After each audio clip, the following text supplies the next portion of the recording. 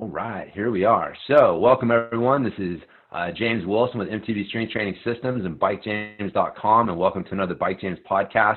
I am super excited about today's interview. I have Chuck McGee with me today. Chuck, how's it going, buddy? Fantastic, sir. Thanks for having me. Yes, it's my pleasure. Chuck is a breathwork specialist, breathwork coach. I guess, what term would you use to describe what you do? That's so breathwork specialist is what's been bantered about. So Okay. we kind of Yeah. go with that. Perfect. And so I'm going to just real quick before I let Chuck take over here, just so people know listening my own kind of personal journey and how I came across Chuck. I started doing the Wim Hof breathing methods probably been about like 5 or 6 months ago. And not quite that long. It was right at the beginning of the pandemic, because I remember Wim had a special on his course, on his fundamentals course. And I was familiar with Wim Hof. I'd heard of him. I think a lot of people in the fitness community and stuff have. And, I'd heard of breathing and all this stuff. And okay, yeah. I knew the importance of good breathing. But my buddy started doing the Wim Hof course, and he started telling me about, like, man, there's something here. Like, it's really interesting. I've got these long breath holds, and I feel different, and the cold showers are different, all this stuff. So I started looking into it myself, getting into the Wim Hof method. And about that time, I'd done it for a few months, and then the book Breath by James Nestor came out, and highly recommend that book. And that book really spurred I guess lit a fire into my butt to really start figuring this breathwork thing out, because me personally, my nose is jacked up. Man, I've slammed it into the ground a few times. So I was just down the typical pathway of, snoring, starting to experience a little sleep apnea, and it was really starting to bother me. Like, I didn't want it to become a problem. And so reading this book, Breath, it gave me some hope, like, oh, wow, we can actually change this through the way we breathe. And in the book, he mentions Chuck. Chuck was the person who taught him the Wim Hof method, James Nestor, the guy that wrote the book. And so he'd mentioned him on the Joe Rogan Experience podcast interview that he did, and then I read about him in the book. And so Chuck unwittingly became a little bit of my breathing guru. So I tracked the guy down, sent him an email, said, hey, brother, let's do a consultation. I want to pick your brain. And he's been nice enough to follow up with some other info, and I'm getting him on the podcast. But in some ways, I think this is one of the most important podcasts I've ever done, because the breath work, proper breathing, and then doing like focused breath work that can have specific effects on the body, it's transformational and it's fundamental. It underlines everything that we do. And so I'm super excited. Like I said, in some ways, I think this is the most important podcast I've ever done, because getting people tuned into what the importance of breath work is, what it is, and how they can help improve it, I think is going to help more people on a more fundamental level than almost anything that I've introduced the mountain biking world to. And so I'm super pumped to have Chuck on to be the guy to help me do this and introduce people to this. So with that said, Chuck, I'm actually interested in your origin story, my friend. Like, how I know a little bit about it, but I'd like to know, how did you get started personally on this pathway of becoming a breathwork specialist? Well, it started about 6 years ago, 5 years ago, 6 years ago. I was a bartender for 16 years. I've worked in the theater and film industry for about 25 years. So I was really familiar with high stress, high output environments, the need to perform under stress, 300 people yelling at you, wanting something. And I was stressed out from that. I didn't have very many good ways to handle the residual stress when I was done with my job, still being upset from the night before or something like that. And during all that, I became a type 1 diabetic due to an autoimmune response within my body. They're still not exactly quite sure why I became a type 1 diabetic. Just one of those things, they said, that's fun. So I'm type 1 diabetic. I'm managing my illness, but I'm not really living. I'm just kind of subsisting. And one Monday night, a customer comes in high on drugs and will not leave the bar until I look up this silly hippie granola thing called the Wim Hof method. And that was my thought at the time. It's this granola. What are you talking about, breath? That's so ridiculous. I go home and, I kept my word. I watched the Wim Hof Vice documentary. And in the documentary, he guides the guy through a couple rounds. So I just basically rewound that a couple times and did it and felt great. I was like, wait a minute, how can I feel this good from just this? Talked to my wife the next day. We bought the 10-week course and I really fell into that. A few months later, I'm not on blood pressure medication anymore. I'm taking less insulin. I don't have to take Valium anymore to help regulate my mood because of the big swings from the blood sugar swings. And like, as you said, it just, how impactful it was. I thought, this is something I want to do. I signed up for an advanced course and I kid you not, I stumble into instructor training. There's an advanced Wim Hof course in LA and I get there and they're like, welcome to instructor training. And I went, come again? And they go, didn't you read the description? No, I just signed up. And they're like, this is for people who want to be instructors. Okay, let's do it. And that December, we went to Colorado, got to learn from Wim and an amazing gentleman called Casper Vandermeulen. And that's when I became a Wim Hof Method instructor. Just kept going, kept pushing. And now I teach the Wim Hof Method. I'm certified in Oxygen Advantage and the XPT Performance Breathing. And I just love how impactful the breath can be on the body. Even all of these elite athletes, they're so strong with their mental fortitude. They can push past all of the stress they create within themselves, but it doesn't have to be that hard. If they have a good foundation of your breath, you can just do so much more. I mean, I'm a 6'2", 260-pound diabetic, and I can climb snowy mountains in my shorts. Like that's mind-blowing to me. And if I can do it, if a type 1 diabetic who's just been not in the physical fitness world his whole life, I'm rather new to this, can climb mountains with this, what can people who are actually elite athletes do with this? Yeah. And we were actually talking about this yesterday, because one of the things that really shocked me when I started diving into this more was realizing how dysfunctional my breathing was. And yet most people would consider me to be a pretty high performing athlete, doing mountain biking, doing jujitsu. Like my gas tank is never one of those things that most people, when they think about me, is like, oh yeah, James needs to work on his gas tank. And yet, like I said, when I started checking, my own breathing, realizing like, wow, I've got some dysfunctions here, and realizing like I'm actually causing, it's hard to say like more harm than good when you're exercising and doing these things with bad breathing, right? Because it shouldn't be an either or, but you're definitely not getting all the benefits that you could, and you are actually kind of like, it's like the old analogy of like trying to drive with the parking brake on. It's like, release the parking brake. That's a great analogy.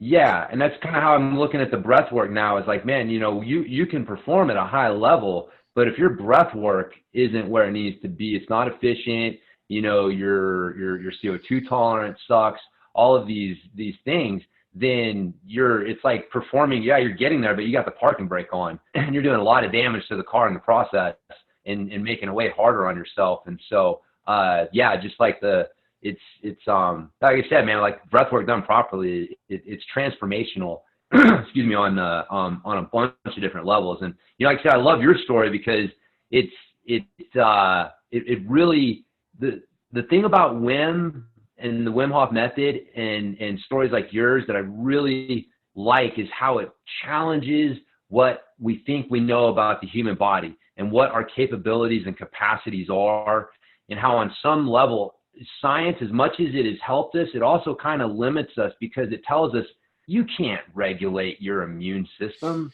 You can't, do these things. So anyways, I guess like, what are some of the things, I guess, that you like when most people are thinking about breathing, what are some of the common things that they don't realize when it comes to breathing or breathing dysfunctions, or things that if they did realize, they'd be like, oh, wow, I need to pay attention to. I think a lot of it's just ignorance because people don't realize a lot of these these things. And I'd like to know kind of what you feel some of the main ones are that people should know about so they can understand the importance of it more.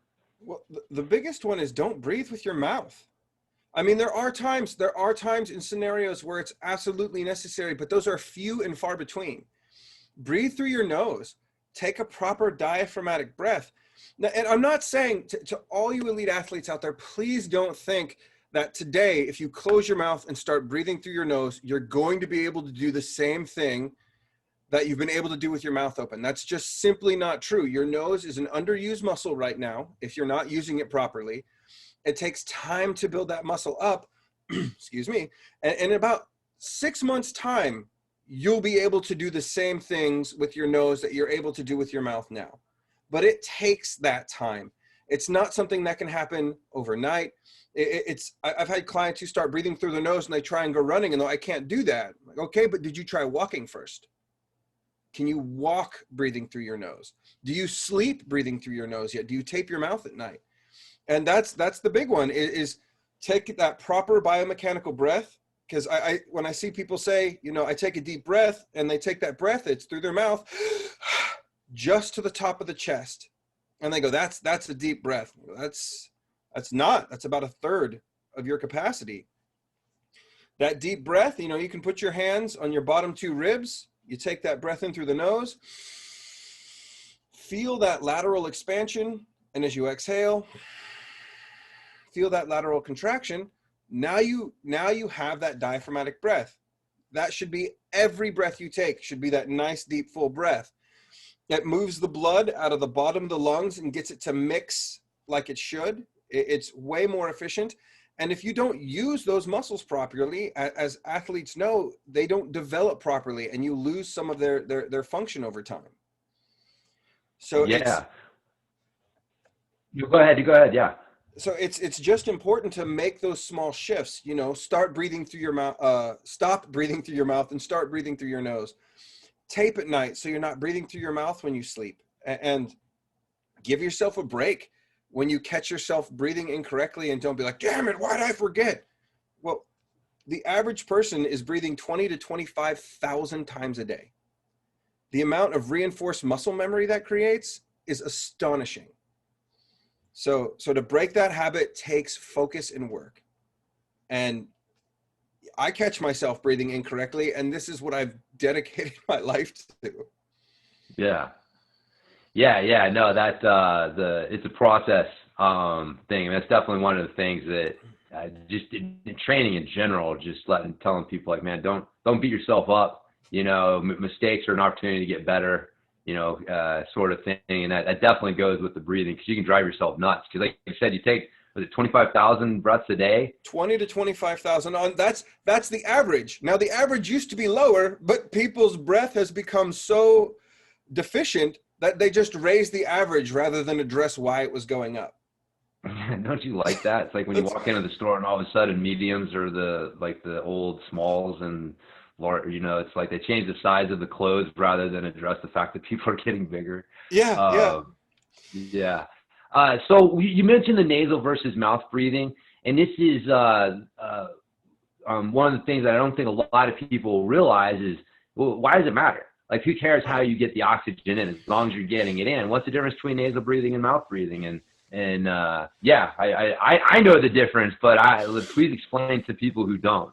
So that's a super solid question. And I'm going to start with, if I open my mouth and I take a breath in, it's actually harder to activate the diaphragm. It's not impossible, but it's just not as easy. And it goes straight into my lungs. It's not conditioned at all. It's not filtered at all. It just goes boom into my lungs right away. And on a hot day, on a sunny day, you're going to put sunscreen on to protect your skin. And that's about 6 meters squared, of space, or no, not 6 meters. That's 18 feet, 6 feet squared. Sorry. And your lungs, you've got about the space of a tennis court in your lungs with all those areolae and bronchi. And if you're not conditioning the air, that's just hot air, boom, or cold air right to the lungs, and it's hitting them. So that's a stress right there. And as you exhale, you're getting rid of more carbon dioxide than you should be. So many people think carbon dioxide is this bad gas and it's all about oxygen. but CO2 is so important. If you don't have the right amount of CO2 in your system, your veins and arteries are constricting. Your heart rate's going up and your blood pressure is going up. So this is more stress and more work for your body to perform. But by closing your mouth, breathing in through the nose filters the air. It conditions the air. It takes moisture out or puts it into it, so it's as good as it can be for your lungs. Your immune system scans the breath as you breathe in through the nose. It doesn't do that through your mouth. So your immune system is already figuring out what you're bringing into your body. There's a gas that's only produced when you breathe in through your nose called nitric oxide. Nitric oxide is a vasodilator. So as you're breathing through your nose, it's introducing that to your bloodstream. It's opening your veins and arteries, lowering your blood pressure, and lowering your resting heart rate. So right there, just by breathing through your nose, it's more efficient and more relaxing for your body. Now, as you exhale through the nose, because you'll hear people say in nose, out mouth. No, in nose, out nose. When you exhale through your nose, you reclaim a lot of that moisture back so you can stay hydrated longer, perform longer without dehydrating as much. That's huge for people on distance and endurance rides. Keeping that breath through the nose so you're keeping a lot of that water, and you're not exhaling as much CO2. You're keeping that saturation where it should be. Now, the more you work out, of course, the more CO2 you're building up in your body because the more energy you're expending. And that trigger to breathe is not a lack of oxygen. It's an abundance of CO2. And that's why you want to train your CO2 tolerance to be a little higher and a little higher so you don't get that tight, I'm gassed out feeling. So if you're training this and you're breathing through your nose and you're like, oh, I have to breathe, it's okay to blow off a lot of CO2 with a mouth exhale, but then switch back to nose breathing. It's just more efficient for your body in the long run. In the beginning, when you're first training how to do this, it's going to take time to get used to breathing through your nose. So if your nose is clogged up, a great exercise you can do is exhale, pinch your nose, nod your head like you're saying yes to someone. And when you need to breathe, let go. Take a great big nose inhale, and it should help clear your nose. You might have to do that 2 or 3 times, but it helps. Now, this isn't the magic key for everybody. Like if someone like you've broken your nose a couple times, people may have a deviated septum or another physiological reason they can't quite nasal breathe, you're going to have to bring a doctor into this too. But most people should be able to, over time, switch to exclusively nasal breathing and just relax their body. I mean, when you think about it, breathing through your mouth, most of the time you're doing that, that's high performance. That's right at the red line for like peak output. But we can't sit at the red line forever. So by practicing the nasal breathing, exercising with it, you can actually push your red line further away and keep moving those limits more and more and more. But yeah, the main difference is just less stress. Yeah, I can certainly attest. It takes a little work with that, but it's because like my nose was jacked up, and it is the difference between today and where it was just a couple months ago is profound. And so the body will adapt to what you ask it to do.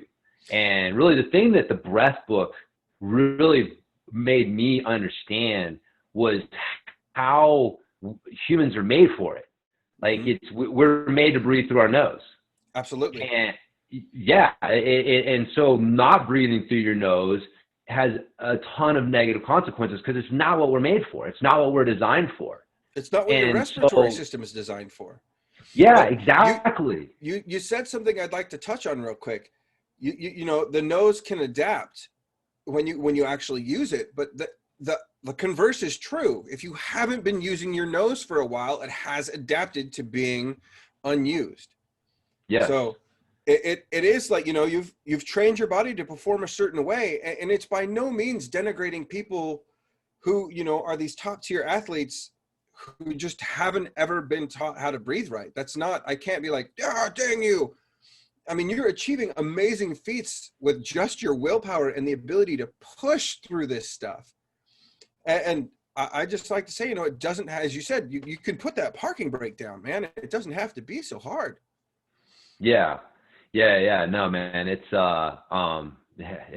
just getting people to understand the importance of it, though. It's one of those, the problem with getting people, it's the low hanging fruit. It's the easy things that people want this real fancy thing. And that's the other thing I'll say with breath work. Like, it is transformational, but it's not rocket science. Like, yeah, like, I mean, you pretty much covered, like, breathe through your diaphragm, breathe through your nose. Like, there's some basic things, but once you do these things and you apply them properly, that is transformational on so many different levels. And again, like with the mouth breathing, again, that's something we were talking about yesterday, is how one of my big insights from doing the XPT breathing certification was how they talked about, like, your breathing being gears for your effort. And so, you shift, and like mouth, like that's like, a top, like, gear 5, like, at the top end. And so, do we really need to be in gear 5 for every effort? And that's the thing, like, people just train themselves. Like, as soon as they start working, they automatically shift into gear 5 with their breathing, even though their body's in like gear, 2 or 3. And this disconnect is causes problems. Like you said, it actually like makes it harder for your cardio and endurance to be optimized. So the idea of using the nasal breathing and mouth breathing and understanding how these things work is kind of like gears for your effort, and matching your breathing to your effort. It's really, like I said, like one of those big like light bulb moments for me that was like, damn, dude, why didn't anybody explain it like this before? Because that makes so much sense. Because most of the time, and this is something you talked about the first time we had talked, was, you're saying, like, normally when you're riding your bike, you want to have like a rhythm of like, 4 breaths, breathe in to 4 pedal strokes and out to 6 pedal strokes. And then when you see a hill coming up, well, start going like 4-2 and start, breathing faster to oxygenate the system and start blowing off some CO2 in anticipation of the workload.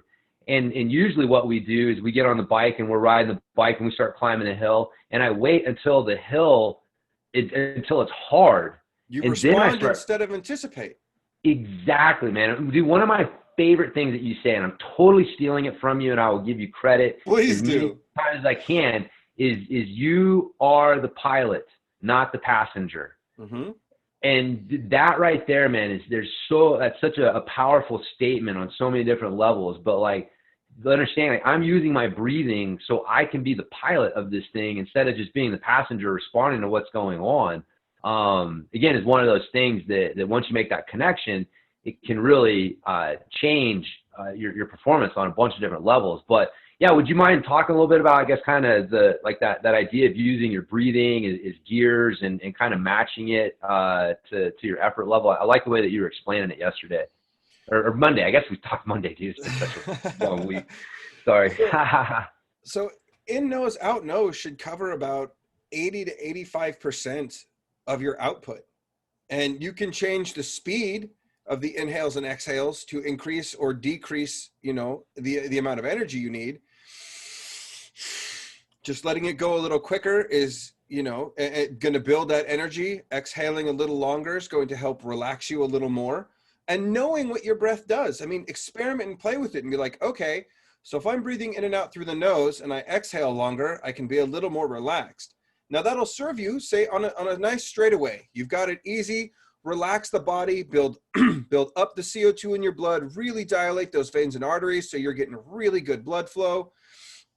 You see a hill coming up. All right, I know I'm going to be producing a lot of CO2 because my muscles are going to have to perform. So I'm going to blow a little bit out, but I don't want to get rid of too much, because if I constrict too much, everything's going to be harder. So I find that point where I'm exhaling through my mouth. I'm building up that energy. I'm like, okay, I feel good. I'm ready to hit this. You start going up that hill, and what's counterintuitive is as you said, people are going to start mouth breathing, but you're not at gear 5 yet. That's like in nose, out mouth is 85 to 95% of your activity, and that last 5 is in mouth, out mouth. But that's not as efficient as people think it is.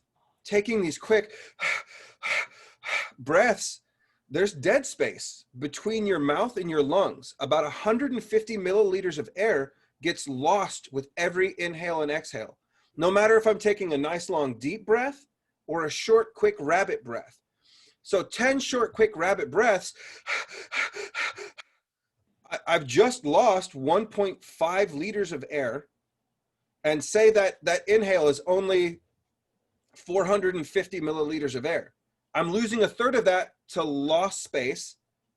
I'm getting rid of too much CO2, so my heart rate's going up, and now I'm using oxygen more just to be where I was at before.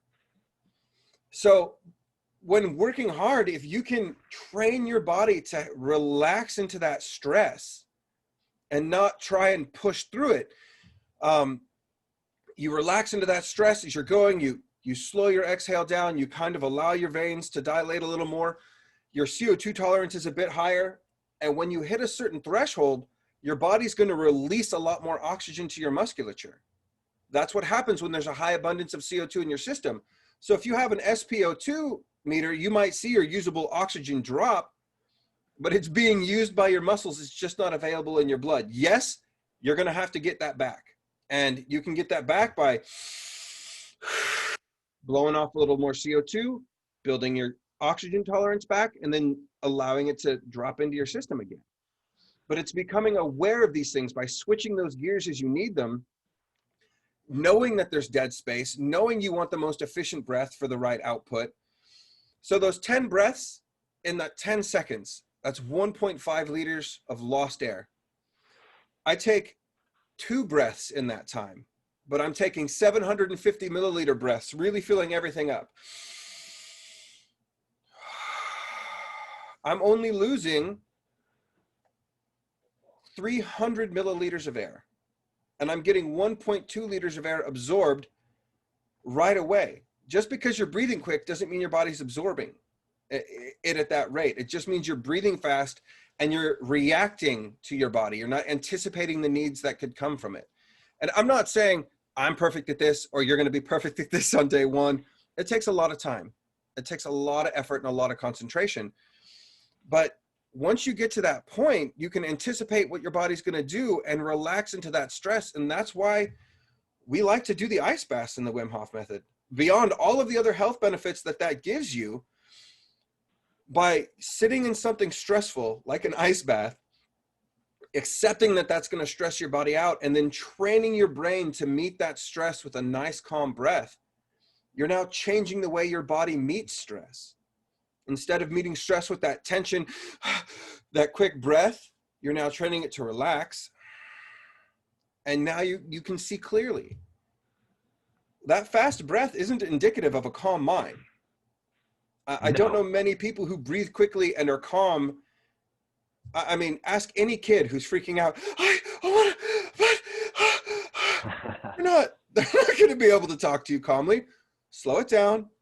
Now tell me what happened. Yeah. And by knowing what gears you need to be in, yeah, there's an absolute time for gear 5, but it's not as much as we think it is. And at sometimes when you're driving your car up a hill, you don't shift into 5th gear. And on mountain bikes, you guys don't shift into higher gears when you go up a mountain. You shift into a lower gear.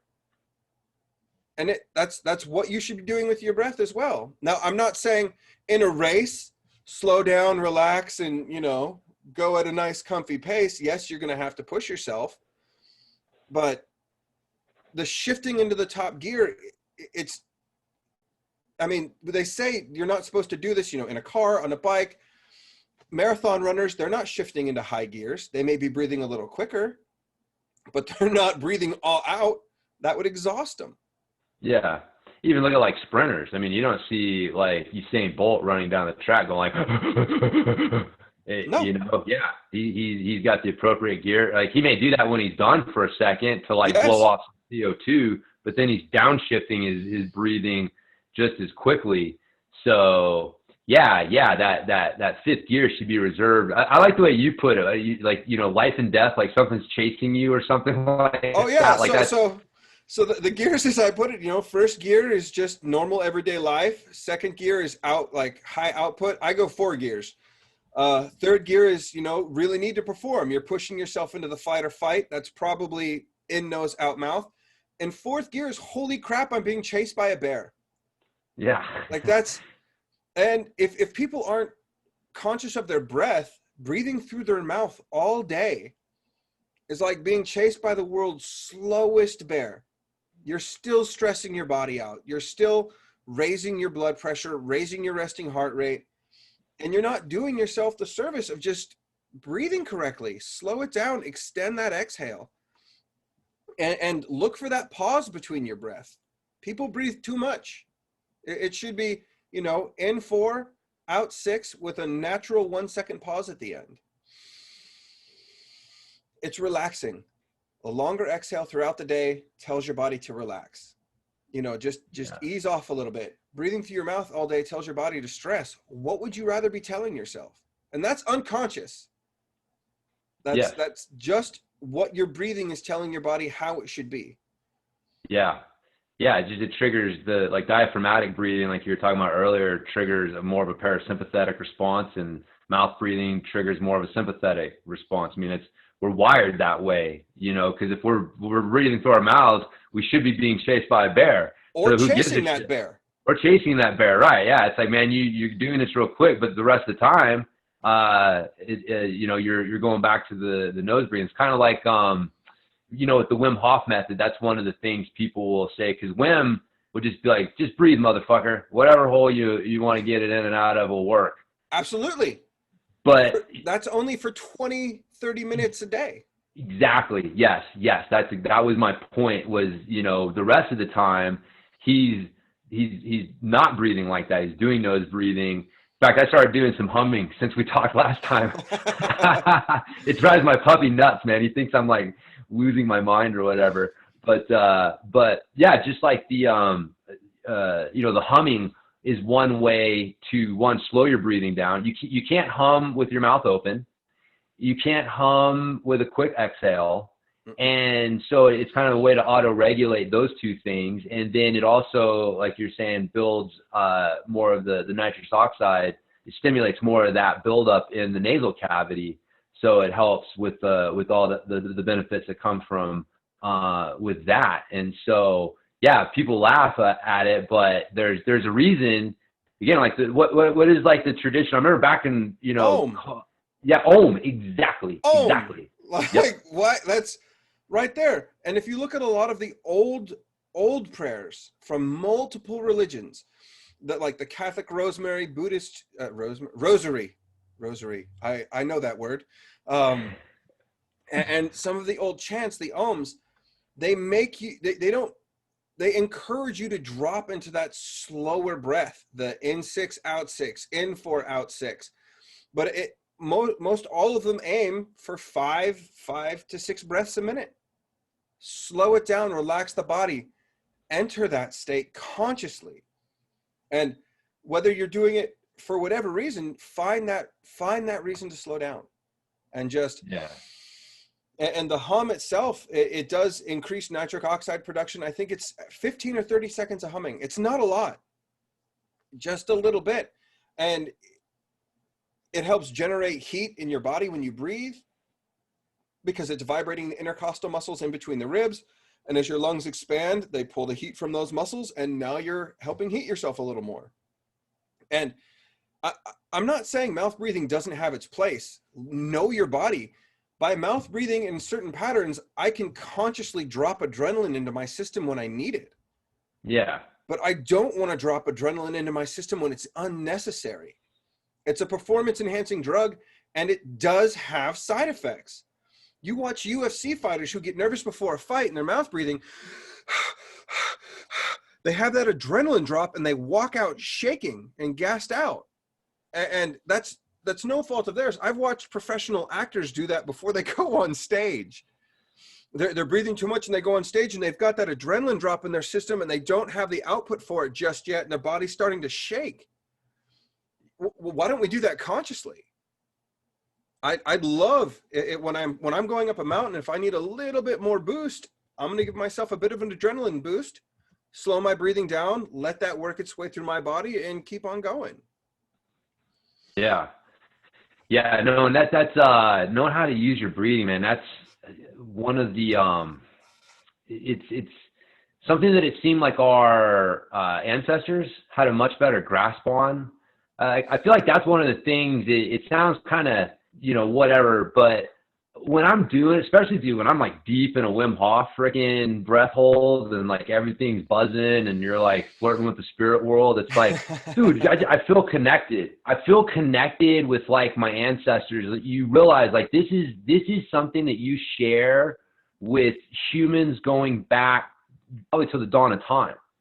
You know, understanding how to use their breathing to bring about different emotional states, different mental states, to regulate their metabolism, you know, like the Tumo breathing, that's kind of what, you know, the Wim Hof method's based on. But we have just lost, it's such a gift, being connected with our breathing and understanding how to use it. But, you know, like you were saying, like when you look back at ancient traditions, you find it's very eerie how they all kind of arrive, different traditions and different times and different places, all seem to arrive at a basic thing of like 5 to 6 seconds in, 5 to 6 seconds out, you know, about 5 to 6 liters of oxygen a minute. You know, the symmetry with it is actually really weird too. When you look at it, it's like, wow, it's like, you know, and but yeah, like that tradition, I feel like we've lost, and I feel like Wim, you know, has done, you know, such a great job is kind of like opening our mind to like, oh wow, like we can regain these powers and do these things and control our bodies in ways, like I said, like science says can't do. But one of the things that I wanted to kind of on this note though is inflammation and pain. Yeah. And for me personally, one of the biggest things that I've noticed since doing the Wim Hof method is a marked big decrease in my overall body soreness and pain. I'm doing much less mobility work and foam rolling and these things that I would do to address the pain itself the symptom exactly, and not the actual cause. So yeah, can you explain a little bit more about like kind of what causes some of those things and how the breathing can actually help with that? So this is a deep rabbit hole, but I'll try not to go off on a tangent. So by breathing in the way we're supposed to breathe throughout your day, in through the nose, out through the nose, with a little bit longer of an exhale to help your body relax, you're holding your CO2 tolerance a little bit higher. You're building your CO2 tolerance. You're actually helping dilate your veins and arteries. You're lowering your blood pressure. So you're lowering your body's overall stress. Stress leads to inflammation. Exercise can lead to inflammation. And by practicing the Wim Hof method once a day in the morning, you're doing that focused hyperventilation. Some people call it superventilation, but you're just breathing more than you need to. And that's what hyperventilation is. You're breathing more than you need to. You're off-gassing that carbon dioxide at more of a rate than we do normally. And say your CO2 level is a little high, not your CO2 level, your body wants to be in balance. So if you're a little more acidic because you're in pain, you're inflamed, your body's it's leaning into that stress category farther than it should. And that's not acceptable. So you do the Wim Hof breath work. Each round, you're off-gassing more CO2. And because carbon dioxide is a mild acid, you're actually helping alkalize your blood temporarily. So you're blowing off one of the things that makes you inflamed. And so it's pushing the blood to a mild alkalization. So round one, your CO2, your body's pH levels up here, your CO2 levels start up here. And with each successive round, we're dropping the overall CO2 level in our body. We're pushing our blood to that alkaline state temporarily. And we're reducing the body's overall inflammation because we're pushing ourselves deep into that flight or fight state by breathing quickly. We exhale and hold. We build the carbon dioxide back up in between rounds, not as high as it was in the beginning. As the carbon dioxide starts to saturate our system, our veins and arteries are dilating. So right there, you're improving cardiovascular elasticity and strength by actually opening and closing them and exercising them with the breath work. which helps get more blood flow to your bones and muscles and cartilage and all of that. So that helps reduce the inflammation because now you're getting proper blood flow. So you do that, you inhale and hold after that exhale. And because you have more CO2 than you did, because CO2 is what tells you it's time to breathe. That's why you can hold your breath longer throughout each successive breath hold. It's because you have less and less carbon dioxide in your system. At that last breath hold, people can hit 2, 3, 4 minutes. And now we have a lot of CO2. This is why we never practice it in water, because shallow water blackout can happen. It's an unconscious breathe in. So please never do the Wim Hof method near water. You could die. Near, in, around, just don't do it. So by doing that, by breathing in, we're now making ourselves more efficient with the oxygen we have, because we're only giving ourselves one breath. We repeat that 3 to 5 times. So by blowing off more CO2 than we need to, we're helping alkalize the blood, reduce the inflammation, and instead of our nervous system balancing back to that stress point, it balances back to neutral. So your body's already more relaxed, and now it can deal with some of the things that it had before. It's not constantly stressed. It's not constantly working just to maintain that I'm uncomfortable status. And then you couple that with an ice bath, or cold exposure, cold shower. That's a huge part of this, because when you take that ice bath, anti-inflammatory endorphins can stay in your bloodstream for up to 6 days. I found for people in chronic pain who are habitually unhealthy, it's more 3 to 4 days. But for someone who's really healthy, 6 days of less inflammation and pain for a 2-minute ice bath. Like, the math there is just a no-brainer. And we're not even talking about the other amazing health benefits you're going to get from taking an ice bath. Learning to meet that stress with a calm breath. Because when you get in the ice, we're pretty much instructing you to adopt an in 4, out 6 breath. Breathe calmly in the stressful space. So you're training yourself to handle stress better and not pull in as much stress naturally. That's going to bring down your inflammation as well. Increasing the blood flow through cardiovascular optimization, taking the ice baths to encourage the anti-inflammatory endorphins, the higher activity of brown fat. Now, we're not quite sure scientifically if we're increasing the amount of brown fat we have in our body through cold exposure, or just making it more effective through cold exposure. But brown fat consumes 5 times more energy than white fat. It eats white fat for energy. And it's just this amazing substance in our body that we have as children, but because we put coats on and we stay comfortable all the time, like anything, it atrophies and becomes less effective when we don't use it. So by actively making ourselves uncomfortable through the breath work, I mean, the breath work shouldn't be uncomfortable. It's pretty amazing. You can hit some pretty amazing places. And then moving into the ice, which isn't the most comfortable feeling in the world. I love how I feel after an ice bath, and I like to be able to hit that calm state in it, but I love how I feel for days after. So by making those hard choices, I'm giving myself an easier life. I'm reducing all of the other root causes of my stress. Chronic inflammation and pain leads to depression, which depression then leads to more chronic pain. So it's this cycle that if you can break that cycle, give yourself that breath and pull yourself out of it, you're treating the root causes of these symptoms. So it's working on your body at that fundamental basic level. Now, you'll hear a lot of people say, well, you can detox and this is how you well, I don't know if I can prove you detox. The parasympathetic side of the nervous system is the rest, relax, and regenerate. And there's a lot of people who will be doing this breathing and they haven't been breathing correctly. And after 2 weeks, they kind of get flu-like symptoms for a couple days.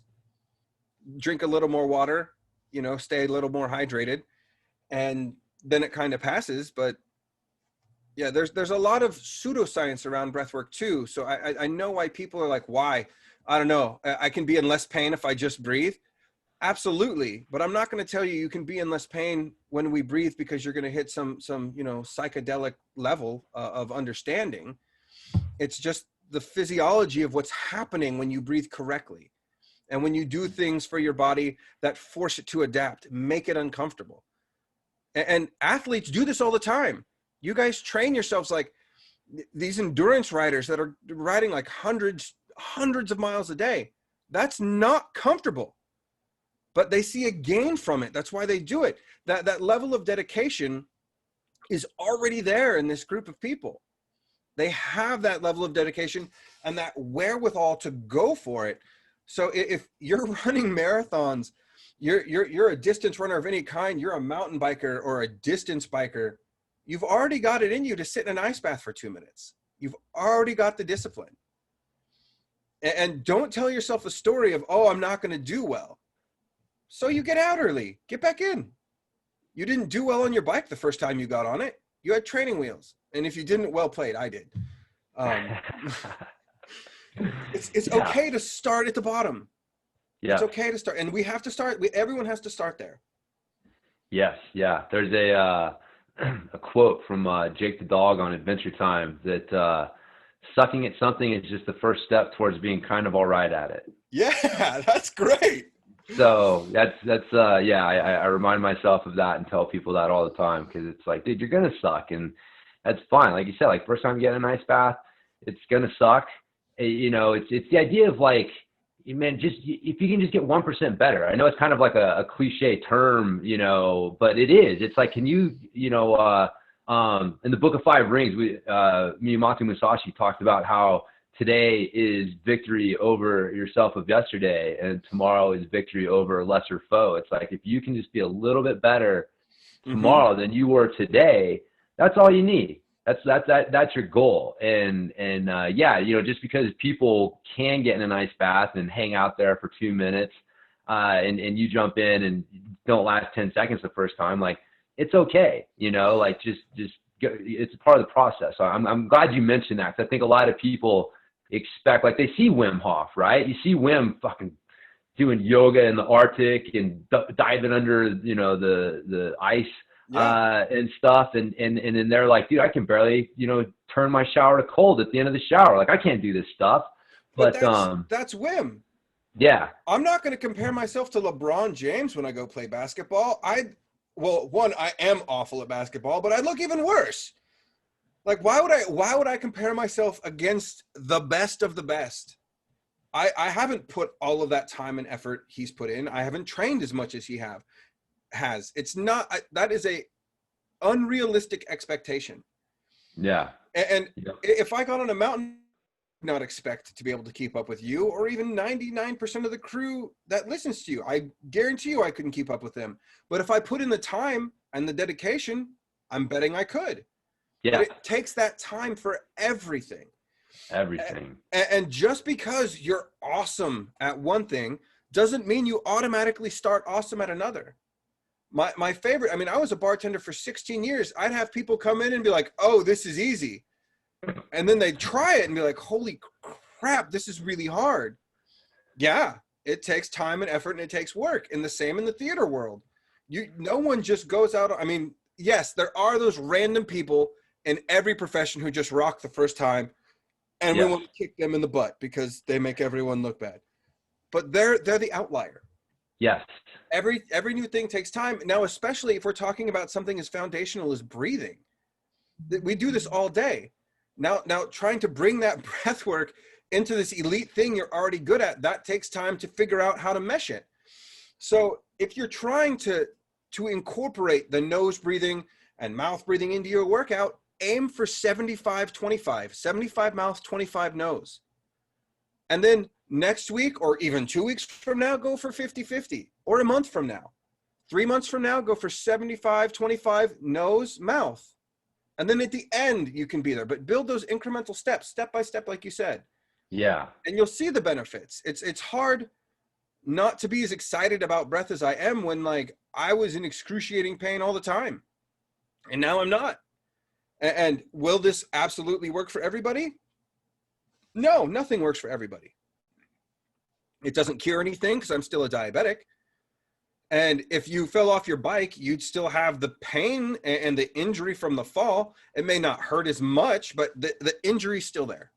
You still have to heal properly. Yeah.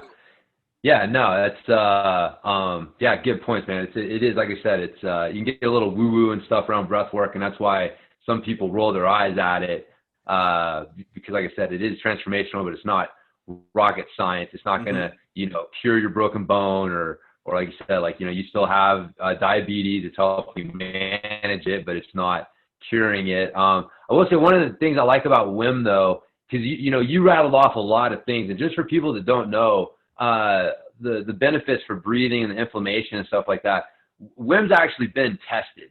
Like he has had Absolutely. Universities test him, and he's actually taught his method to other people that they have tested. So they have documented that these talking about seeing the inflammatory markers go down, and these things that Chuck was talking about. These aren't just. That's why he stopped short of like the detox, right? Because maybe it does, maybe it doesn't, but we do know the science does back up that breathing, the Wim Hof method breath work does have these effects on the body, particularly around the immune system and inflammatory markers and things like that. So that's one of the things I love about Wim, is because he's a character, and he's definitely, he's definitely, got the hippie vibe, but then he busts out like with the science. So it's not all just woo woo and chi flow. It's like, hey man, like at the university they studied me and this is what they found out. And so that's what I really liked about the Wim Hof method, is that it is grounded in actual science, as well as having a really strong foundation in kind of traditional breath work that does have a little bit more of kind of a esoteric side to it, I guess. Everything can. I mean, mountain biking can have that spiritual side to it when you hit flow state.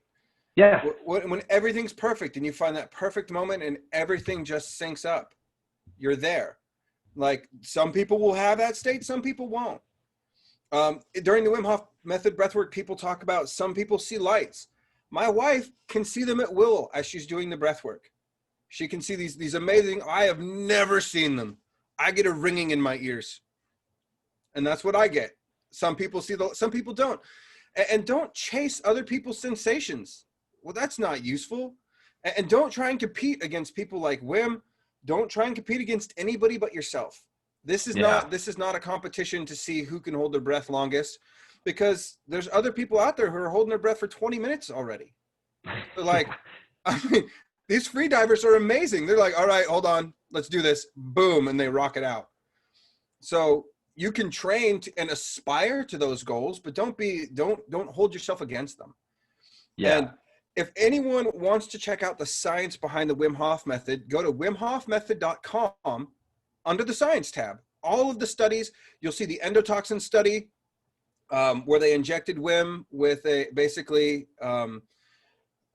endotoxin to see if his body would react. If these people got it, they got nauseous. They were sick all day. It was like basically felt like mild grade food poisoning. Wim did it, and they're like, nah, it's just you. And he's like, nope, I'll teach some people. And he brought, I think, 18 people to Poland. They picked 12 to do the breath work. All 12 showed no symptoms of the endotoxin in their body. I mean, the endotoxin was in their body, but they were asymptomatic from doing the breath work. And the other people in the control group were not asymptomatic. They were having a rough day. So, yeah. I mean, yeah. So and before that, before that, science says that was impossible, right? Yeah, influencing your autonomic nervous system was supposed to be impossible.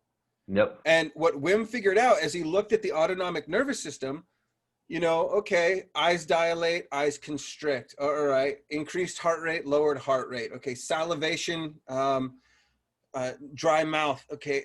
Breath faster, breath slower. Oh shit. There it is. By changing the speed of your breath, you can influence your autonomic nervous system. That's something that usually happens unconsciously. That's why it's called autonomic. Now you can put control into that. You can focus on your breath and influence that within yourself. And I mean, it was amazing that it's like the first person who ran the 4-minute mile. People thought it was impossible. But once one person did it and people were like, oh, that is possible. Multiple people did it. And it's the same for this we didn't know. So we didn't know, but now we do. What else don't we know? Yeah. So what else don't we know? And Wim will say things that people are like, that is off the wall. That can't be true. And a couple of years later, they're like, oh, he was right about that. There's the science. Yeah. There's the backup. And, you know, if we waited for science to back and I'm not saying I love science. I'm a type 1 diabetic. I live off insulin. Like, I'm all for research and development. I'd be dead without it. But it doesn't tell us everything. And right. So, I mean, you know, I'm not saying deny science. Absolutely. Like, look at what they're doing and see what it says. But if, you know, you want to try and push your body in a new way, try and push your body in a new way. See what happens. Don't hurt yourself. Don't go like skinny dipping in a boiling pool. That's a bad idea. Yeah. Use common sense. There's definite limits, but, you know, like I said at the beginning, science, for as much as it's helped us, in some ways it limits us as well, because it has a tendency to tell you, you can't do this. Like, we couldn't run a 4-minute mile. It was supposed to be physically impossible. Right. Science had it all worked out, like why it was physically impossible for you to run a 4-minute mile. And then Roger Bannister does it, and all of a sudden it's like, oh, I guess that isn't physically impossible. And have you read the book Deep, James Nestor's other book on the freedivers? Yes. Dude, that was another one, man. Like, that made me, like, just reading some of the, like, the descriptions of like the contests and the attempts and stuff. Like, I'm sitting there in my house, like, all perfectly safe and dry, and I'm still like clutching up, like, but that's reading that, and your mind is. Yes. Yeah, exactly. You know, you can put yourself, but the weird thing is that it was another one of those, you're reading that and you're like, dude, what have we lost? Like, I remember it's just kind of, my wife's from Hawaii, the island of Kauai, and we lived there for a few years. And I worked for a tour company, mainly doing like kind of a mountain bike type tour, but every once in a while we'd go on a snorkel tour. And we had this one area where we'd go to where the turtles were. It was a little protected cove from the tiger sharks, so the turtles would come in there. And it was about like 20 some odd feet deep, which is deep enough that, like, it takes a little bit of practice and skill. Like, the first time you dive down that deep, your ears are hurting. You can't hold your breath that long. And by the time, you know, after doing it for a while, I remember I have this vision in my head. It's so distinct. I remember, you know, diving down there and hanging out on the bottom, and there's this turtle like 4 feet away. And we're just looking at each other, like locked eyes, like looking at each other. And it was just such a surreal thing. And reading that book Deep brought me back to that moment and going like, oh yeah, my body had started to adapt and do these things. And like how he talked about how, you know, scuba diving is like going for a hike with a weed or like a leaf blower. It's like, you're creating so much noise and so much disruption. Like, nobody wants to hang out with you. And so, but when you're down there with just free diving, holding your breath, you're on their terms. And like, totally, that turtle never would have hung out and looked at me if I'd have had a scuba tank on. But I dive down there and I'm hanging out. But anyways, I know it's totally off subject, but it's completely on subject, actually. It's completely on subject because free divers, this is another space where they train themselves to meet stress with calm. You cannot, I mean, you can, it doesn't work well for you, but free diving, you have to be calm. You have to be centered. You want conscious control of your heart rate, because the faster your heart is beating, the more oxygen you're using, the less time you're going to be able to stay down. So find whatever experience you need to find, whether it's the Wim Hof method, whether it's free diving, free driving, totally different, way less stress. Find someone to teach you. Don't just try this stuff by yourself. You could get hurt, but find that difficult thing to embrace the calm in. Treat yourself to it. Learn to meet stress with calm. And free divers, they're going deep and they're staying calm and they're doing amazing things. But even reading about it is stressful. You're like, oh my, what the hell are they doing? And they're not freaked out. Why should you be? Right. Got this. And in scuba too, panic is death. If someone's panicking underwater and you've got extra air in their tank and you can share with them and you've got enough to get to the top and they're panicking, they might bring you down if you get too close. I mean, in all of these places, you have to meet that stress with that calm place. Now imagine if you're performing in a race. The guy's just ahead of you and you start to stress out because you want to overtake them. That's not going to help. But what if you calm your breath down, you focus and you see yourself overtaking them and you relax into it and you go past it? Yeah. And even to hit the cliche of the movie scene, that guy making his break at the end, he's never going, he just hits that zone, enters flow state, and goes for it. So Yeah. it's finding a way to stay calm or calmer than your opponent in that place. Like, I mean, if you look at Jordan when he plays, man, the guy is an artist. And you didn't see him freaking out with his eyes wide on the court. He saw all the moves. Watching Larry Bird too. I use basketball references a lot because these guys, I love watching how they react on the court.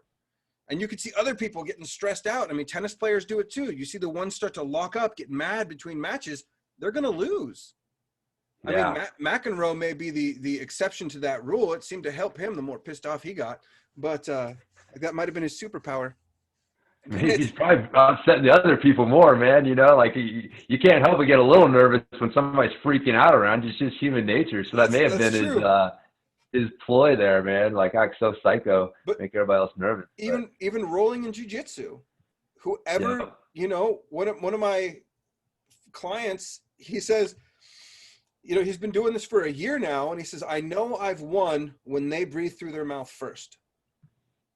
I've started noticing that, man. Totally started noticing that. I'll like, you know, yes, I have, that's become a goal of mine, is to break their breathing first. Mm-hmm. If I can break their breathing, then it's like, it's easier to break the rest of them. So yeah, it's like, I'm not trying to go for a submission or, you know, whatever. It's like, I'm just trying to keep moving and keep you moving. And then when I notice like, oh, you're mouth breathing, buddy. Okay, now's the time to start going for what I want. And same thing on the trail, like you're saying, like you can same thing with, you know, man, if you're riding next to somebody and their breathing is like just way faster than yours, you know, like, man, you can just turn up the heat just a little bit and you'll break them because like their breath is broken. And then everything else is going to break. It's easier to break everything else after that. But as long as someone's got their breath under control, man, it's a lot harder to break them mentally and physically, which is what we should be aiming for as athletes. Well, and I mean, when we're in high states of emotion, and that's happiness, sadness, joy, anger, rage, we're losing about a third of our mental capacity. Yeah. And when you start to stress out while you're performing or competing, whether you're in a match or on a mountain, as soon as you let those emotions, why would I want to give up a third of my mental capacity? I want to try and keep that as long as possible. And if their breath breaks, they're already stressing themselves out. It's that much easier to just give them that little, as you said, turn that heat up, just that push. Yep. So don't allow people to give you that push. Right. Yes. Yeah. You know, if you know it, this works two ways. It's like, you know what they may be trying to do to you, and then you know what to do to them. And so, yeah, it's super powerful stuff, man. But, well, cool. I see, I've taken about an hour of your time, brother. And I really, I appreciate, I know you'll go all day, man, which is, like I said, we're the same, man. Just, you know, with me with training and you with breathing, just wind us up and point us in a direction and we will go. But, man, we've covered a lot of stuff here. Before we go, I do want to ask you real quick about mouth taping. You mentioned it once. I will say that for me personally, that's probably been one of the things that's helped the most as far as like getting my nose to start working better, because I tried the oxygen advantage and I tried doing the nose breathing, but I didn't do the mouth taping and I just kind of abandoned it. Mm-hmm. And I'd say like that's probably the one thing that I've noticed since I started doing the mouth taping. I feel like it's really helped my nose open up and help my nasal breathing a lot. And so if you could just touch on that real quick before we go, because I think that's one of these tips that if people listening to this, if you did nothing else but started taping your mouth at night, I really think it'd make a big difference in your overall health and breathing and well-being. Oh, absolutely true. Absolutely true. So if you're breathing through your mouth all night long, as I said, mouth breathing is like being chased by the world's slowest bear if you're just doing it at rest. So imagine sleeping, but telling your body to stress out. That's not as restful as it can be. Now, people will say, isn't taping extreme? And it's not extreme when you tape your fingers together because you broke them, or you immobilize your arm in a sling because it needs to be immobilized. All the tape is doing is immobilizing your mouth so you can't use it improperly at night while you sleep. And so Patrick McEwen invented this stuff called Myotape, MYOTAPE.com. If you have facial hair, it doesn't really work because it sits around the mouth and it holds it shut with pressure. I use mouth tape at night. I put it on my mouth before I go to bed, and it just forces me to breathe through my nose. Now, if you have a deviated septum or some other physiological problem that comes with this, you're going to have to see a doctor, an ear, nose, throat specialist. You're going to have to work with somebody. But for everyone else out there, tell your body to relax when you're sleeping. You'll have a deeper well of emotional patience, and it just have that relaxing, regenerative sleep. So by as I said, taping your mouth shut, you're going to have a higher saturation of CO2 in your blood while you sleep, which means your veins and arteries are going to be dilated a little bit more. Your heart rate's going to drop. Your blood pressure is going to drop. It's just better for you. Now, also, you're going to stay hydrated throughout the night more because you're not getting rid of so much water with each exhale.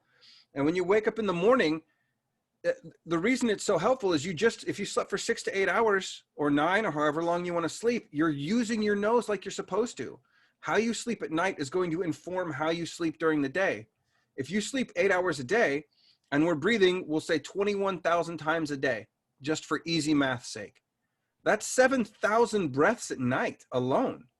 It should be much slower than that. And if you tape your mouth, it will be. But give yourself the chance to recover. Use the tool that you have on your face to recover while you sleep. And use tape that you can take off easy. It doesn't have to cover your whole mouth. You can do a postage stamp size right over the front of your lips. You can do 2 strips on the side. You can do the Myotape, which covers around your mouth. You can do these surgical cloth tape strips that you just put on your lips. They don't leave any stickum. I'm not saying use like duct tape or, electrical tape or Scotch tape. Don't use that stuff. Use medical grade surgical tape. Use the stuff that's meant for that. Don't be like, I tried duct tape like you said, my face is all red and hurts. Yeah, no, I didn't say use duct tape. Don't do that. But tape your mouth when you sleep. Do the right thing for yourself. And if you have to take it off the first week because it makes you uncomfortable, take it off. That's okay. But try it. It's not as extreme as you think. No. And before you try it at bed, try it for an hour while you're awake. Get used to the feeling. Don't just be like, well, it's time for bed. Wow, this is weird. I can't sleep now. There's something on my face. Yeah. Practice before you need it. And it's the same with the breath and the ice. If you're going to take an ice bath and you want to get in there, practice the in 4, out 6 before you need it. So you have it when you have it. And the same for when you're attempting a hill. Breathe in anticipation of what you'll need to do. Just make yourself more aware of your breath. Yeah. And it'll you'll see returns. You can't not. Yeah. Yeah, no, I thought it sounded horrible. I'd read about the mouth taping before, and dude, my nose was so bad. Like, honestly, I had thoughts that, like, if I had one of those things, like somebody broke into my house and gagged me, like, I might suffocate. Like, there were honestly times when I thought, like, I might fucking die if somebody, like, gagged my mouth because I can't breathe through my nose. Like, my nose is so jacked up and so stopped up most of the time. They're like, the thought of taping my mouth made me panicky because I'm like, it just sounded horrible. But like I said, the thought of developing sleep apnea or having to get a CPAP machine, not that there's anything wrong with that, right? If that's what I needed to do. But like, I was like, man, I am really kind of desperate. And so if the mouth taping is what it takes, and I remember in the book, Breath, James Nestor was talking about it, and the doctor that he was talking to, she said, like, man, my first night I barely made it 15 minutes. Yeah. By the end of the week I was sleeping through the whole night, and I was like, okay, all right, well, maybe I'll try it. And I just do a little postage stamp piece of I actually just use Scotch tape. It seems to work fine. Just tape the little bit there, and it works freaking wonders. And it's nowhere near as bad as it sounds before you try it. But yeah, it's super powerful. The one thing that surprised me too is that how it influences how often you have to get up to go to the bathroom. how mouth breathing, releases a hormone that signals your kidneys that you got to go pee. And it's because it's expecting you to be running from something. It can't have an extra weight there. It needs the freedom to flee. Yeah. So again, I was starting to think like, fuck, man, am I starting to get like an enlarged prostate or something? Like I got to get up several nights, times of the night to go pee. And it made me wonder, like, how many people in this country don't have a prostate problem? They got a fucking mouth breathing problem, but they're like, they're taking saw palmetto and all this other crap because they think it's that. But yeah, like I don't get up at night at all anymore. I don't have to go to the bathroom. I don't wake up thirsty. It has been profound, the difference in my sleep and how that's affected other things. So man, mouth taping, people do it. The one thing I'm going to say to people out there who are like, it sounds too easy. It sounds too easy. And to all of you out there who tell me it sounds too easy, why aren't you doing it if it's so easy? If it's that easy and it can't be that easy, well, then prove me wrong by doing it. Please, please, just do it. If it's that easy, just do it. Because I hear, well, it can't be that easy. Well, did you try? Just try. And will this work for everybody? No, nothing ever works for everybody. Find the thing that works best for you. But breathing correctly has profound effects. Like, I mean, that's I never thought of that. How many people have a breathing problem and not a prostate problem? Yeah. That's huge. And man. With children, ADHD shares a lot of the symptoms of sleep deprivation. Yep. Kids mouth breathing at night and not breathing through their nose. Will this fix every kid with ADHD? Nope, but it'll sure help. Yeah. No, if you haven't read that book, Breath, man, I can't recommend that book enough. Like, just when you get done reading it, it scares you. Like you're actually frightened for like holy crap, like what have I been doing to myself for the last, for me 44 years? and how can I start? I got kids. I know you got a couple of kids as well. Yep. And it's like, okay, now I got to start, what can I do to make sure that they don't get, suffer from the same, fate that I did and have to learn this stuff late in life. But yeah, read that book, which kind of leads us to a good spot. That book's a great, resource. Your website is icedvikingbreathwork.com. icedvikingbreathworks.com. Yeah. Ice Viking Breathworks. Sorry. Yes. So you can find me on Instagram is a much better place to find me, at Iced Viking Breathworks. Okay. I wish I could say I'm social media savvy, but it's like I do my breathwork sessions and I just put them there for people who want them. My website's kind of broken. I'm trying to get someone to fix it, but it's hard to get people to take your money than you think. It's really amazing, especially people that can do good work. The people that can do good work are working. Yeah. And yes, I know. I run into the same problem myself often. But you also have a Monday night meetup. One of the things that I do encourage people to go to your website because they can sign up for that.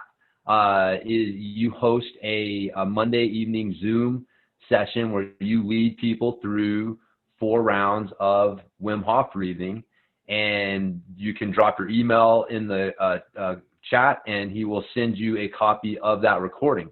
So then you can use it. I've got a little collection going of Chuck's recordings from his Monday night sessions, but I recommend checking out that because it's he does a great job. It's always free. Yes. It's a great resource. If you're not taking advantage of it, shame on you. So, I mean, that's, I checked out, and then like Chuck had said, the WimHofMethod.com or WimHofMethod.com to learn more about the Wim Hof method. And Wim, he's actually got a free app that you can download that has a lot of great resources. I really recommend watching the little mini intro course where he talks about how to do the breathing, how to do the ice bath, some of those little safety things that you want to keep in mind. And then on that app, he's got a guided bubble breathing thing. And so like Wim himself will lead you through it. So you can start checking out this breathwork stuff, especially the Wim Hof method stuff for free. Like I said, like Chuck does them. You can go online and find them. Wim's got a bunch of stuff. So there's really no excuse at all for you to not, tape is cheap. Yeah. Starting to learn about Wim Hof method is free. Breath is free. You come Breath with is it. You free. come equipped with it every day. Yes. Yes. So there's really no excuse to not start to start your own breathwork journey and figuring out how to improve your physical, your mental, your spiritual health, like everything will benefit from better breath work. And Chuck, I really appreciate the work that you're doing and helping to lead the charge, in this area and helping to educate people, man. So yeah, appreciate you and your time, brother. My privilege and pleasure, sir. Thanks for having me. Yeah, man. Yeah. So cool. I guess we can go ahead and wrap this up. I don't know if you have any other words of wisdom or things for people before we before we end the recording, but Be nice to yourself. Give yourself a little bit of a break. If you start your breathwork journey, you're starting any new thing and you fail amazingly well. Get back up again and keep trying. The fail doesn't define who you are. no. And you've got to when they say give people unconditioning love, that counts for you as well. So Yes. give yourself that bit of care. Just basically be well and breathe deep. Yes. Yeah, no, that's great advice. We'll leave it at that. And yeah, so we'll go with this. I'm sure anybody's got any questions or whatever, hit me up. We'll see if we can get Chuck on later podcast, maybe talk about some specific protocols for like pre-competition and Absolutely. how to apply breathing to strength and cardio workouts and stuff. So there's a lot of specific stuff that we can dig into as well, but I think we did a really good job of covering the basics, man, and hopefully piquing people's interest into checking out breath work and how it can help them out. So cool, man. Well, right on. I appreciate it again. Guys, check out Chuck. I'll have the links with this podcast. And yeah, it's been my pleasure. And I'm going to go ahead and stop the recording here. And then, yeah, and I will talk to everybody next time. See you guys.